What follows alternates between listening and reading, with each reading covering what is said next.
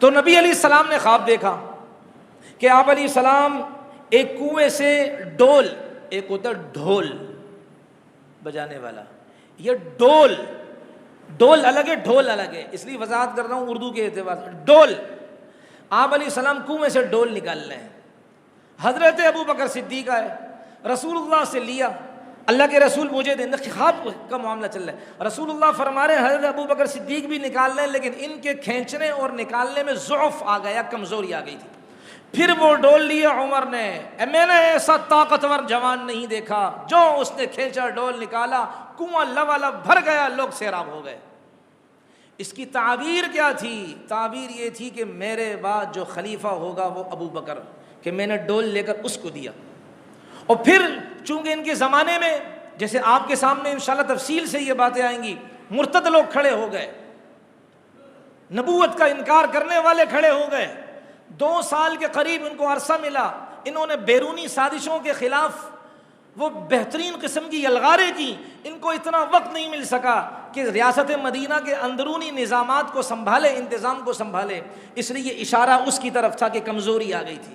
لیکن جب حضرت عمر نے لیا، 22 لاکھ مربع میل پر پھر ان کی حکومت تھی، کہ جن کے بارے میں رستم وغیرہ یہ کہتے تھے، حضرت عمر مدینہ طیبہ میں اونٹ کے ٹکڑے پر سر رکھے ہوئے، اور وہ وہاں روم کا فرما روا، وہ وہاں کہہ رہا ہے اکل کبیدی عمر، اکل کبیدی عمر، عمر نے میرا جگر کھا لیا، عمر نے میرے سکون کو تباہ کر دیا، میری راحتوں کو چھین لیا، یہ عمر۔ تو یہ اشارہ تھا خلیفہ میرے بعد کون بنے گا بھائی؟ حضرت ابو بکر صدیق رضی اللہ تعالیٰ۔ خیر، تو یہ 2-3 دلیلیں میں نے آپ کے سامنے رکھ دی، کبھی کوئی ایسی بات ہو نا، سر پھرے لوگ ملتے ہر جگہ، اللہ ہمیں معاف فرمائے۔ ہمارے مسلمانوں کے اندر بھی یہ بیماریاں ہیں، کسی کا بیان سن لے یوٹیوب میں جو صحابہ کے خلاف بکواس کر رہا ہے، ہمارا ذہن بھی وہ ہوتے جا رہا ہے، حضرت معاویہ کے بارے میں، حضرت ابو سفیان کے بارے میں، ہمارے جوانوں کا ذہن خراب کیا جا رہا ہے۔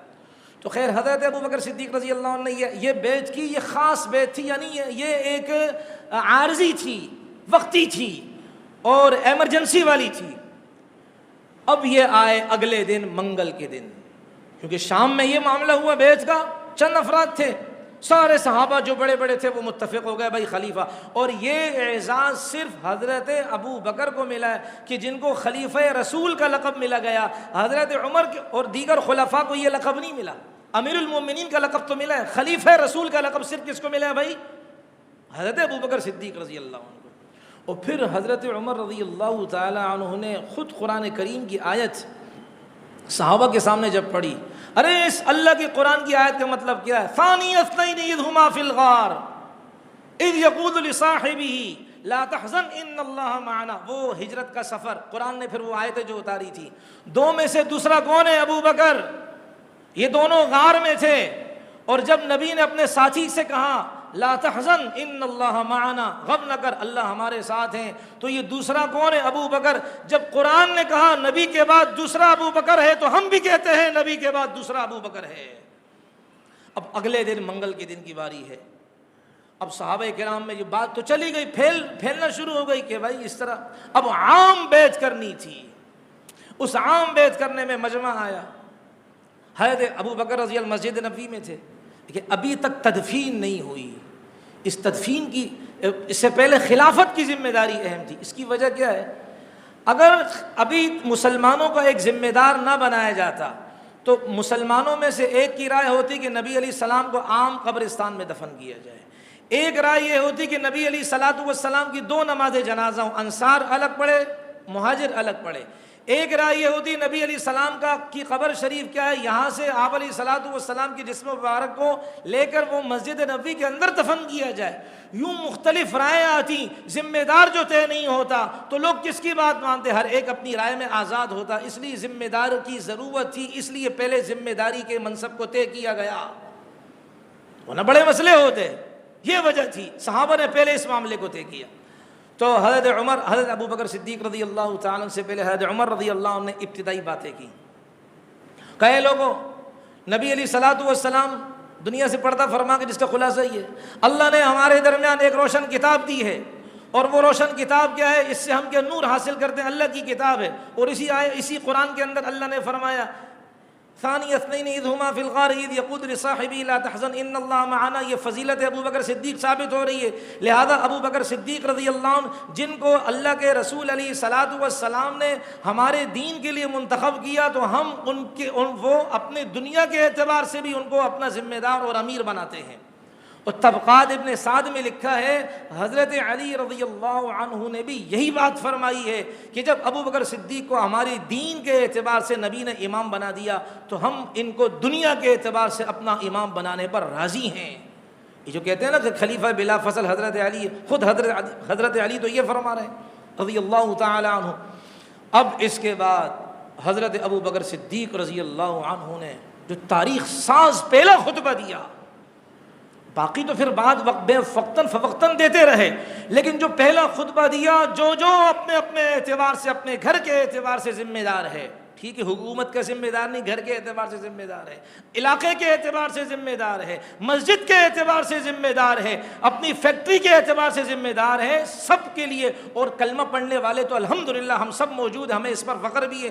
یہ ابو بکر صدیق نے جو باتیں بتائی ہیں اس میں رضی اللہ عنہ، کہا ایھا الناس، اے لوگو، انی قد ولیت، مجھے خلافت کی ذمہ داری سونپی گئی ہے، لہذا حالانکہ میں اپنے آپ کو تم سے اچھا نہیں سمجھتا، تم مجھ سے بہتر ہو، میں تم سے بہتر نہیں ہوں. یہ شان صدیق اکبر ہے، یہ ان کی کیا ہے، وہ عاجزی ہے کہ میں اپنے آپ کو تم سے اچھا خیال تصور ہی نہیں کرتا. یہ مطلب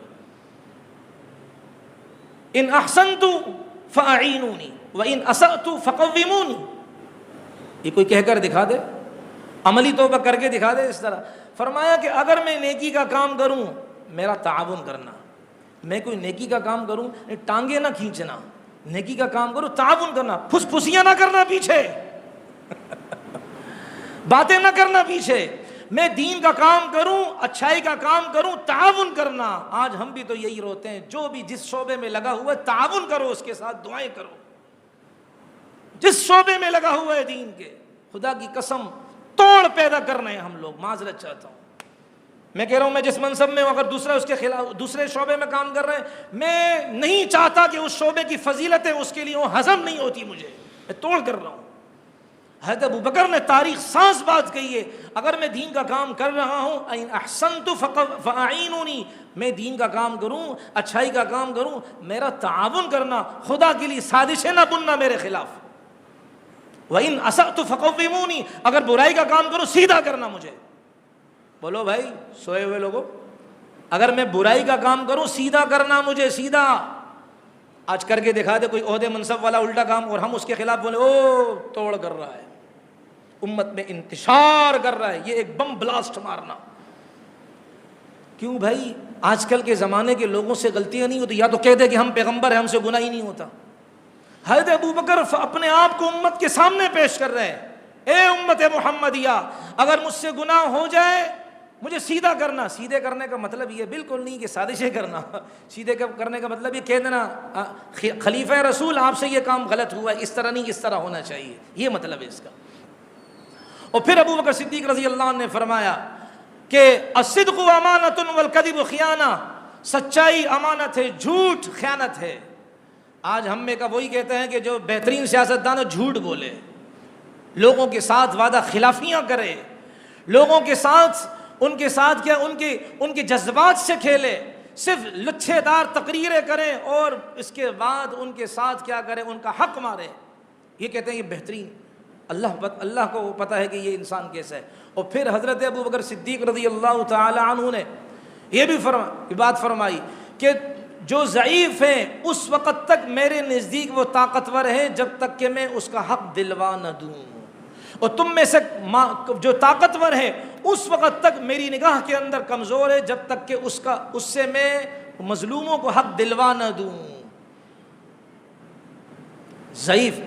اس لیے اصل حکومت کیا ہوتی ہے؟ حکومت یہ نہیں کہ بس دھواں اڑاتی گاڑی میں بیٹھے اے سی میں بیٹھے ٹانگ پر ٹانگ رکھ کے ڈاؤن اخبار پڑھا جا رہا ہے، پیچھے اتنے گارڈ جی ماشاءاللہ یہ حکومت. اس کا نام حکومت نام ہے عوام کی خدمت کا، عوام کو سہولت دینے کا.